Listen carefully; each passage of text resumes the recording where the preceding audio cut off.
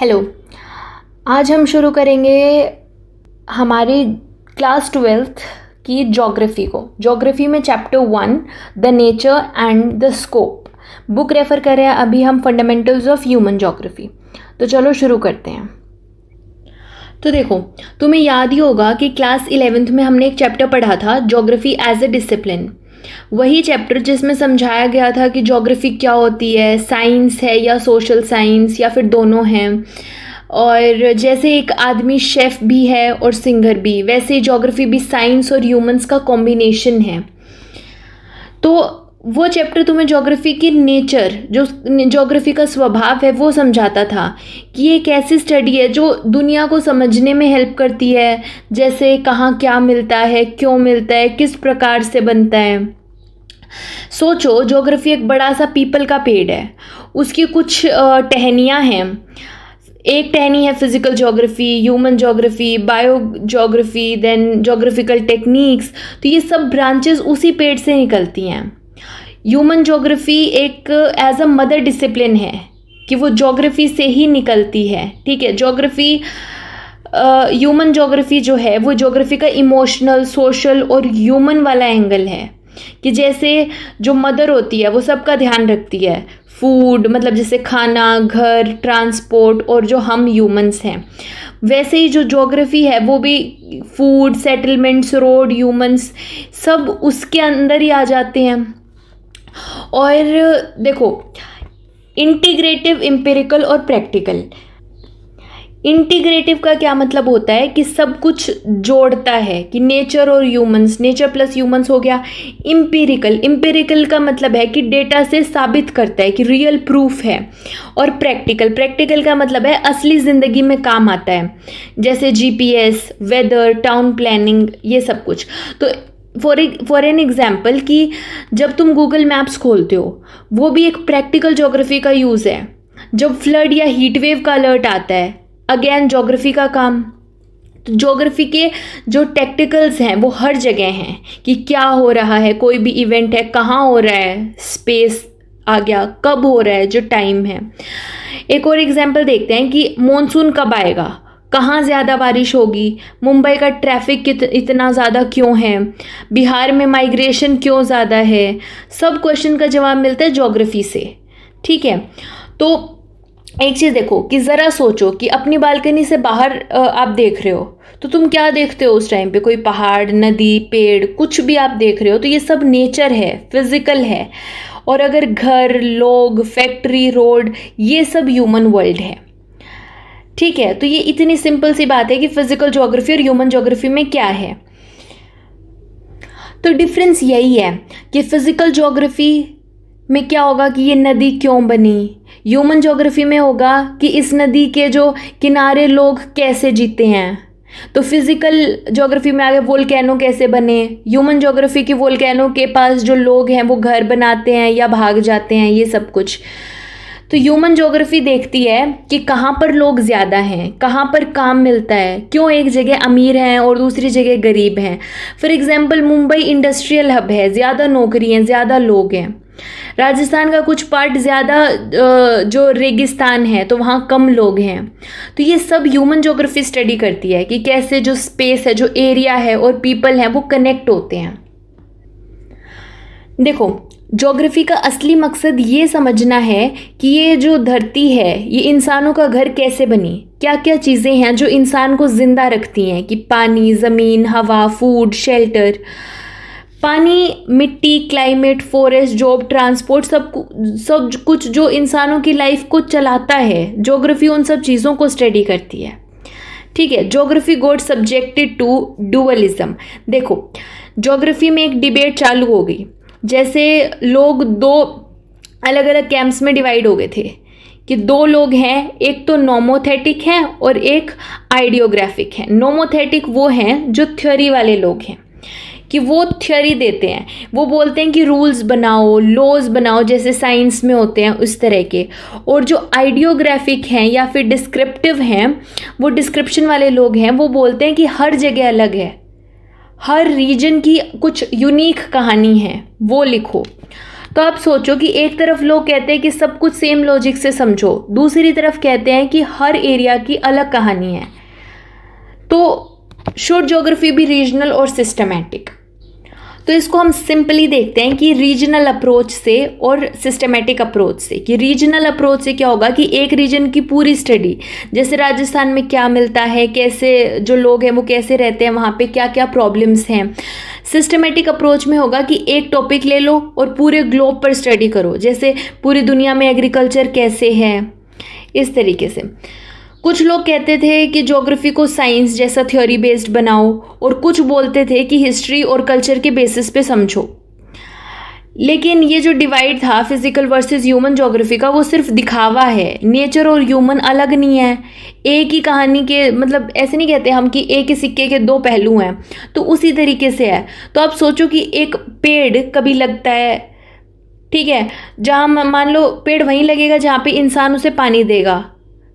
शहर तभी बनेगा जब रिवर्स वगैरह हैं, वहाँ जहाँ रिवर्स होंगी वहीं पे शहर बनता है, मतलब सेटलमेंट वहीं होती है। तो दोनों एक दूसरे के बिना अधूरे हैं। तो ये दोनों कनेक्टेड हैं एक दूसरे से। कि ज्योग्राफी में टर्म्स भी इंसान की बॉडी के लिए जो है वो दिए गए हैं, जैसे हार्ट ऑफ स्टडी, इस तरह की टर्म्स है वो ह्यूमंस के बेसिस पे ही तो दिए गए हैं कि हार्ट ऑफ स्टडी है, हार्ट ऑफ सिटी है, तो सिटी का वो सबसे इम्पोर्टेंट पार्ट है जिसे हार्ट ऑफ सिटी कह रहे हैं। उसके बाद माउथ ऑफ रिवर है कि जहाँ रिवर जो है वो सी में गिरती है, उसे माउथ ऑफ रिवर कहते हैं। आर्टरीज ऑफ ट्रांसपोर्ट है, हाईवेज और रेलवेज को कहते हैं। तो ये सब बताते हैं कि ह्यूमन और नेचर जो है उसका रिश्ता कितना गहरा है। तो यहाँ पे ह्यूमन ज्योग्राफी डिफाइन की गई है। सबसे पहले हमें दिया है कि human geography is the synthetic study of relationship between human societies and earth surface, जो रेड्जेल ने कहा है। तो यहाँ पे कीवर्ड है सिंथेसिस, यानी मिलाप, जोड़, ठीक है। तो ये हमारा कीवर्ड है, कीवर्ड याद रख लेना। अब सोचो तुम चाय बना रहे हो, दूध जो है वो आपकी ह्यूमन सोसाइटी है, पानी है वो अर्थ का सरफेस है, और इन दोनों की सिंथेसिस हुई कि दोनों का परफेक्ट मिक्स होगा तभी तो मसालेदार चाय बनेगी, मतलब जो ह्यूमन ज्योग्राफी बनेगी। तो रेड्जेल कह रहे हैं कि ह्यूमन ज्योग्राफी एक ऐसी स्टडी है जो ह्यूमन और नेचर का रिलेशनशिप को जोड़ के दिखाती है। दोनों अलग नहीं है, एक ही सिस्टम में काम करते हैं। फिर है human geography is the study of the changing relationship between the unresting man and the unstable earth, Ellen C Semple. तो यहाँ पे कीवर्ड है देखो डायनामिज्म, जो ये dynamism is the relationship is the keyword. तो कीवर्ड क्या है? डायनामिज्म, यानी कांस्टेंट चेंज। तो सैंपल बोलते हैं कि ज़िंदगी एकदम रेस्ट नहीं लेती, कि आदमी है वो कभी नहीं रुकता, अनरेस्टिंग है। धरती है वो कभी स्टेबल नहीं होती, अर्थक्वेक्स, फ्लड्स, क्लाइमेट चेंज सब कुछ होता रहता है। तो ये दोनों कॉन्स्टेंटली चेंज हो रहे हैं, और ह्यूमन ज्योग्राफी इन दोनों के बीच का चेंजिंग रिलेशनशिप को ही स्टडी करता है कि एक दूसरे से किस तरह से रिलेट होकर ये चेंज हो रहे हैं। उसके बाद नेक्स्ट हमारे पास है conception resulting from a more synthetic knowledge of the physical laws governing our earth and of the relations between the living beings which inhabit it, Paul Vidal de la Blache. तो यहाँ पे क्या है? Keyword है new conception, ठीक है। New conception हमारा keyword है, जो है नया नज़रिया। तो विदाल कह रहे हैं कि ह्यूमन ज्योग्राफी हमें एक नया नज़रिया देता है, जिसमें हम अर्थ के रूल्स, क्लाइमेट, सॉइल, टेरेन को भी समझते हैं और इंसानों के जीने के तरीके को भी समझते हैं।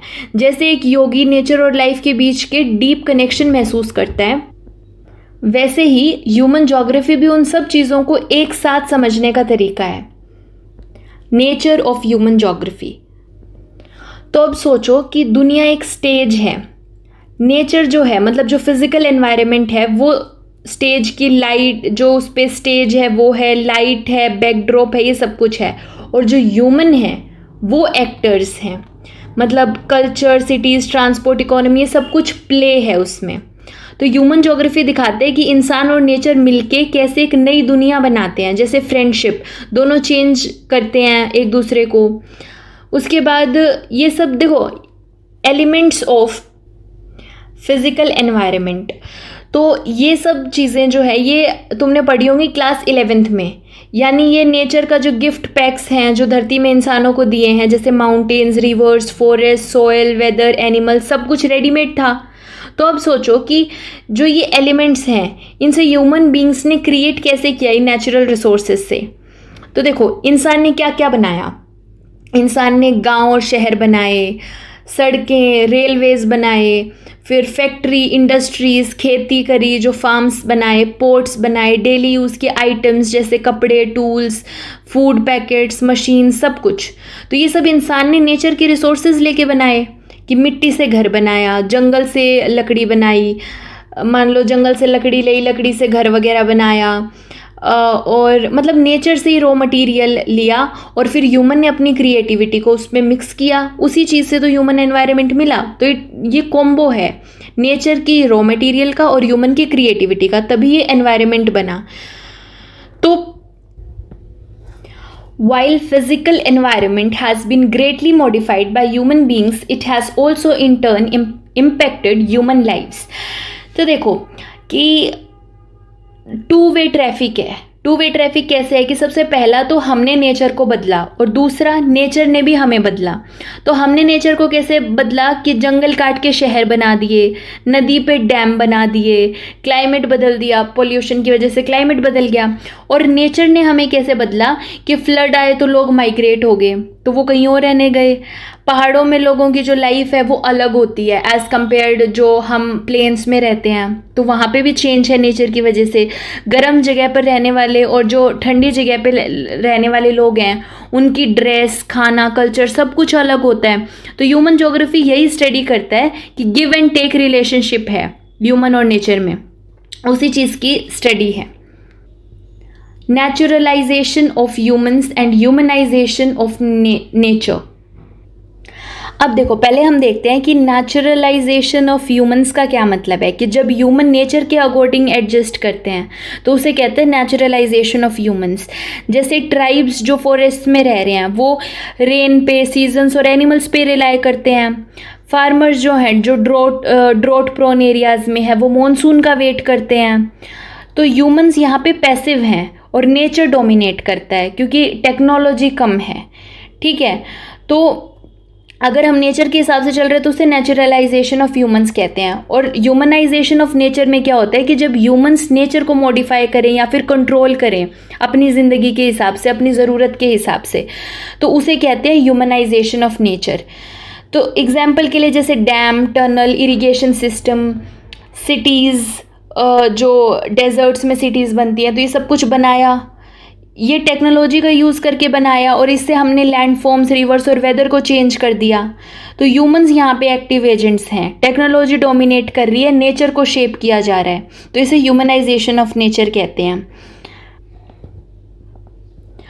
It is not important what human beings produce and create, but it is extremely important with the help of what tools and techniques do they produce and create।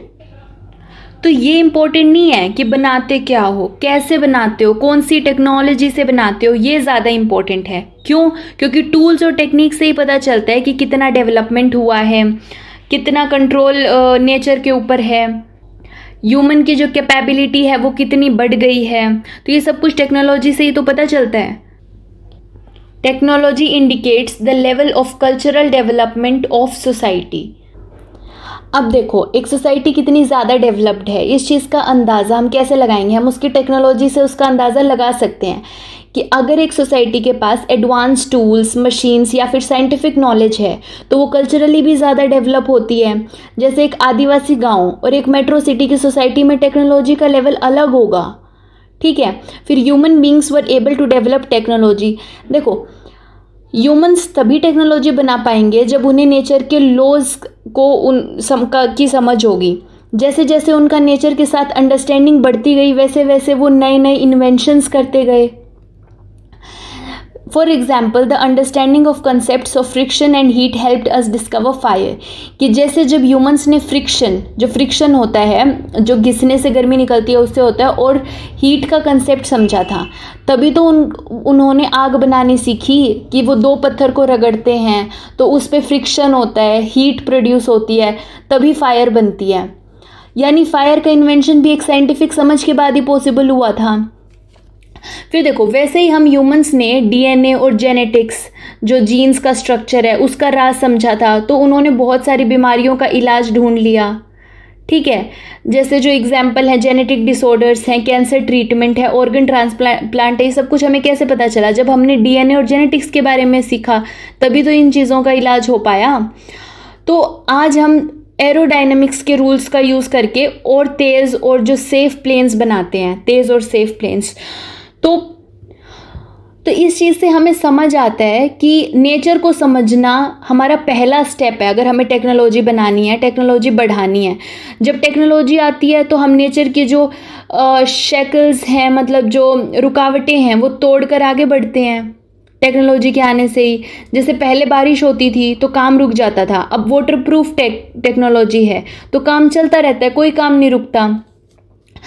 लेकिन जब टेक्नोलॉजी नहीं थी तब हम कम्प्लीटली नेचर के ऊपर dependent थे। जैसे बारिश आई तो खेती पॉसिबल है, ना आई तो फिर भूखमरी आ जाएगी। तो उस टाइम पे ह्यूमंस नेचर के रूल्स को फॉलो करते थे, क्योंकि उनके पास टूल्स या मशीन्स नहीं थे। प्रिमिटिव सोसाइटी थी कि सिंपल टूल्स हैं, कोई साइंस नहीं है, बस नेचर से डर कर जीना था उनको। इस टाइप की थिंकिंग को बोलते हैं एनवायरमेंटल डिटर्मिनेशन। ठीक है, एनवायरमेंटल डिटर्मिनेशन। तो इसमें नेचर सब कुछ डिसाइड करता है, ह्यूमंस बस उसे फॉलो करते हैं। फॉर एग्जाम्पल, अगर हिमालय है तो यहाँ ठंड होगी तो लोग गर्म कपड़े पहनेंगे, तो ये नेचर डिसाइड कर रहा है लाइफस्टाइल। उस समय के ह्यूमंस को हम नेचुरलाइज्ड ह्यूमंस कहते थे। जो नेचर की बात सुनता है, उससे डरता है और उसकी पूजा करता है। तो जैसे बिजली गिरती थी तो लोग समझते थे कि भगवान नाराज़ हैं, तो इस तरह की थिंकिंग थी उस टाइम पे, वो नेचर के अकॉर्डिंग ही चलते थे। तो यहाँ पे नेचुरलाइजेशन ऑफ ह्यूमन समझा एक स्टोरी के फॉर्म में, कि जो बेंदा है, बेंदा एक ट्राइबल बॉय है जो सेंट्रल इंडिया के अबुझमाद जंगल में रहता है। ठीक है, अबुझमाद जंगल है सेंट्रल एशिया का, वहाँ रहता है। उसका गांव सिर्फ 3 झोपड़ियों का है, कि पूरे जंगल के बीच में है। वहाँ पे ऐसे सुनता है कि ना तो कोई कबूतर है, ना कुत्ते हैं, जो यूजुअली विलेजेस में होते हैं वो भी नहीं दिखते वहाँ पे। तो वहाँ पे इतना सन्नाटा है। अब एक जो ये है अबुझमाद, ये एक डेंस फॉरेस्ट रीजन है छत्तीसगढ़ में, और वहाँ पे कुछ ट्राइबल कम्युनिटीज़ रहती हैं, जैसे अबुझमारिया ट्राइब है, इस तरीके का। अब बेंदा जो है वो सिर्फ एक छोटी सी लंगोट पहनता है और हाथ में कुल्हाड़ी लेकर जंगल को देखता है, मतलब काटता है। उसकी ट्राइब जंगल में एक प्रिमिटिव एग्रीकल्चर करती है, जिसे शिफ्टिंग कल्टीवेशन कहते हैं। शिफ्टिंग कल्टीवेशन क्या होता है कि जब एक जगह जंगल का पैच जो है उसको जलाकर खेती करते हैं, फिर कुछ साल बाद वो जगह छोड़ दी जाती है और फिर वो दूसरी जगह जाके जंगल साफ करते हैं दोबारा से और फिर वहाँ खेती करते हैं। तो जो बेंदा है और जो उसके दोस्त हैं वो छोटी छोटी जगह पे जंगल जला देते हैं और वहाँ पे फिर खेती करते हैं। जलाने के बाद जो राख बचती है उससे मिट्टी और ज़्यादा फर्टाइल बन जाती है। तो जब बेंदा देखता है कि महुआ के पेड़ पे फूल लग रहे हैं, मतलब वो खुश हो जाता है। बेंदा ये देख के खुश हो जाता है। वो महुआ, पलाश और जो साल का पेड़ है उनको देख के सोचता है कि ये पेड़ उससे बचपन से उसका साथ दे रहे हैं, जैसे माँ के जैसे साथ दे रहे हैं वो। तो महुआ जो ट्री है वो फूल कम्युनिटी के लिए खाना, शरबत और लोकल शराब बनाने में यूज़ होता था। तो जब बेंदा पानी पीने के लिए झुकता है तो वो लोई लुंगी को याद करके धन्यवाद करता है, जो उसके लिए जंगल की देवी या आत्मा है। तो ये कोई लोई लुंगी को वो भगवान मानते हैं, तो उसी को वो थैंक करता है। तो बेंदा के लिए जंगल सिर्फ ज़मीन नहीं है, उसके लिए एक जीवंत देवी है जिसे वो रिस्पेक्ट और ग्रेटिट्यूड के साथ ट्रीट करता है। बेंदा और उसके दोस्त जंगल में कुछ स्पेशल जड़ी बूटियाँ जैसे गजारा और कुचला ये सब कुछ ढूंढ रहे हैं। ये हर्ब्स वो ट्राइबल फेयर जो मढ़ई में बेचेंगे। मढ़ई क्या होता था, ट्राइबल फेयर होता था, तो उसमें वो बेचेंगे। बेंदा सोचता है कि काश मैंने बूढ़ों की बातें ध्यान से सुनी होती, बूढ़ों की मतलब अपने एल्डर्स की बात ध्यान से सुनी होती, ताकि मुझे याद होता कि ये हर्ब्स कहाँ मिलती हैं। तो उसे याद नहीं है, वो ढूंढ रहे हैं इस चीज़ को। तो ट्राइबल लोग ओरल ट्रेडिशन से ही नॉलेज पास करते थे कि लिखा हुआ तो कुछ नहीं होता था, वो बता देते थे कि भाई यहाँ मिलता है, वो मिलता है, वो ध्यान देने की बात है। तो ये जड़ी बूटियाँ बेंदा मढ़ई जो ट्राइबल फेयर में बार्टर सिस्टम था, तो बार्टर के लिए ले जाएगा कि सामान के बदले दूसरा सामान कोई उसको मिल जाएगा। तो मढ़ई पूर्णिमा मतलब फुल मून के दिन ये जो है मेला होता था, ये फेयर होता था, जिसमें वो बार्टर सिस्टम करते थे, जिससे जो चीज़ चाहिए वो दूसरी चीज़ के बदले वो दे देता था। अचानक से जंगल में पत्तियों की आवाज़ होती है। बेंदा समझ जाता है कि आउटसाइडर्स जंगल में आ गए हैं। तुरंत बेंदा और उसके दोस्त जंगल में छुप जाते हैं, जैसे वो जंगल का ही हिस्सा हो गए हों। बेंदा और उसकी जो ट्राइब की लाइफ नेचर के साथ बिल्कुल ब्लेंड हो चुकी है, मतलब ह्यूमन और नेचर में कोई बाउंड्री नहीं बची। इसी को कहते हैं नेचुरलाइजेशन ऑफ ह्यूमंस, कि वो बिल्कुल नेचर पे ही डिपेंडेंट वो रह रहे हैं।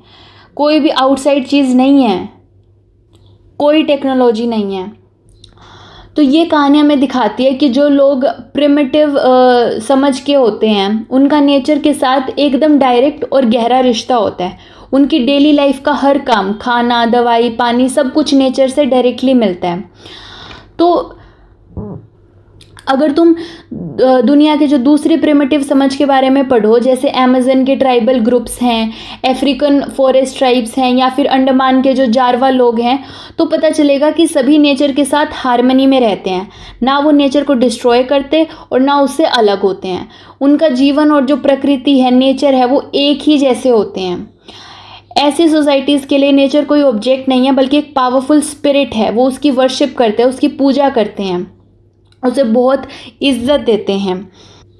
वर्शिप मतलब पूजा करते हैं, रेवर्ड मतलब उसको इज्जत देते हैं, कंजर्व्ड मतलब उसको सुरक्षित रखते हैं। जैसे बेंदा लोई लुगी को याद करता है, एक प्रकृति की एक आत्मा है जो थी वो लोई लुगी, तो उसको वो वर्शिप कर रहा था ना, उसी तरीके से इन लोगों का जीवन पूरा मतलब पूरा का पूरा प्रकृति पे डिपेंडेंट होता है। खाने के पत्ते हैं, दवाई के लिए जो झाड़ वगैरह होते हैं उससे कुछ जड़ी बूटियाँ वगैरह ले लेते हैं, कोई पानी, लकड़ी, सब कुछ नेचर ही देता है। इसलिए ये लोग नेचर को मदर नेचर कहते हैं। जैसे माँ सब कुछ देती है, वैसे ही प्रकृति भी हर ज़रूरत का सामान इन्हें देती है। नेचर इनके लिए माँ की तरह होती है, संभालने वाली, पालने वाली और रक्षा करने वाली। तो बेंदा जैसे लोग और उनकी ट्राइब्स नेचर के एकदम क्लोज होते हैं। उनके लिए फॉरेस्ट सिर्फ जंगल नहीं होता, पूरा जीवन है, जिसे वो प्रोटेक्ट भी करते हैं और उसकी रिस्पेक्ट भी करते हैं। तो जैसे जैसे समय बीतता गया, लोगों ने नेचर को समझना शुरू किया। हवा का रुख, पानी के सोर्सेज, ज़मीन का टाइप एक्सेट्रा। जैसे पहले लोग सिर्फ बारिश पर डिपेंडेंट होते थे, लेकिन बाद में उन्होंने कैनाल सिस्टम बनाया। जब सोसाइटी ज़्यादा एडवांस्ड होगी, जैसे एजुकेशन, साइंटिफिक थिंकिंग और टीम वर्क बढ़ा, तो टेक्नोलॉजी भी इम्प्रूव हो गई थी। जैसे पहले बैल से हल चलाते थे, अब ट्रैक्टर्स और जीपीएस जो सीडेड फार्मिंग हो गई है।